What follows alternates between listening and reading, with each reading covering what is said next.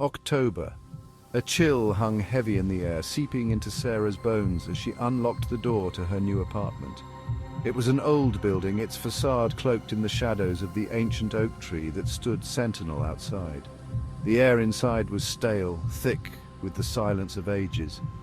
Sarah shivered, the weight of solitude pressing upon her, but it was her apartment now, her own space. She would make it her own. The first night was quiet, almost too quiet. The silence was broken only by the occasional creak of the building settling around her. The darkness seemed deeper here, clinging to the corners and whispering secrets just beyond the reach of her bedside lamp. Sarah found herself holding her breath, listening for any sound, her heart pounding a frantic rhythm against her ribs. Sleep, when it finally came, was a fragile thing, easily shattered. The next morning, Sarah woke with a start, the feeling of unease clinging to her like cobwebs. She tried to shake off the unsettling feeling, the memory of the heavy silence. It was just an old building finding its voice again after years of emptiness. It was just her imagination playing tricks on her. It had to be. As the days bled into nights, the silence began to warp, to twist into something unsettling. At first it was faint, a whisper at the edge of hearing, a murmur that seemed to emanate from the walls themselves. Sarah would pause, holding her breath, straining to hear. Had she imagined it? Was it just the wind playing tricks on her? The line between reality and imagination blurred. One night as she lay in bed, the whispers returned. They were clearer now, closer, slithering out from the shadows like tendrils of smoke. Sarah sat up, her heart pounding in her chest. She could have sworn she heard her name, a hushed whisper, barely audible but undeniably there. Sarah. The voice was cold, a whisper of ice that sent shivers down her spine. Fear, sharp and cold, began to weave its way into Sarah's heart. Sleep became a distant memory, replaced by a constant state of hypervigilance. Every creak of the floorboard, every sigh of the wind against the window panes sent her heart racing. The whispers were always there, lurking just beyond the veil of silence, growing stronger with each passing night. Then came the shadows. They danced at the edge of her vision, flitting across the walls, disappearing when she turned to face them directly. Sarah would blink, her breath catching in her throat, and they would be gone. Had they been there at all, or was her mind playing tricks on her? She couldn't be sure. But one thing was certain, the apartment no longer felt like her own. One evening, as Sarah sat alone in the flickering lamplight, she noticed something out of the corner of her eye. A shadow darker than the others seemed to be coalescing near the bookshelf. It swirled and pulsed, taking on a vaguely humanoid shape.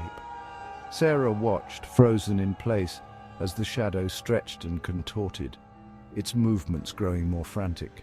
The shadows were no longer content to lurk at the edges of her perception. They were becoming bolder, more insistent. They seemed to be drawn to her, their movements growing more agitated whenever she was nearby. A terrifying thought took root in Sarah's mind. What if she wasn't alone in the apartment after all? Driven to the brink by fear and exhaustion, Sarah reached out to her friend Emily. "There's something wrong," she whispered into the phone, her voice trembling. "I don't think I'm alone here." Emily, ever the voice of reason, tried to calm her down. "It's just an old apartment, Sarah," she said soothingly. "They make noises, that's all." But even Emily couldn't ignore the fear that clung to Sarah's every word. Emily arrived later that night, her presence a beacon of warmth and normalcy in the oppressive atmosphere of the apartment. She brought with her an air of disbelief, dismissing Sarah's fears with a wave of her hand. "See, it's fine," she said, looking around the apartment. "Just a little creepy, that's all." But even Emily couldn't shake the feeling that something wasn't quite right. As the night wore on, Emily's skepticism began to waver. The whispers seemed to grow louder, more insistent, as if angered by her presence. The shadows too grew bolder, their movements no longer confined to the periphery. They swirled and danced in the center of the room, their forms becoming more defined, more menacing. Then it happened. A cold wind swept through the apartment, extinguishing the lamps and plunging them into darkness. A blood-curdling scream tore through the silence, followed by an eerie silence that was more terrifying than any sound. When Sarah managed to light a candle, her blood ran cold. Emily was gone. The shadows had retreated, but the air was thick with a palpable sense of dread. Panic clawed at Sarah's throat, threatening to consume her.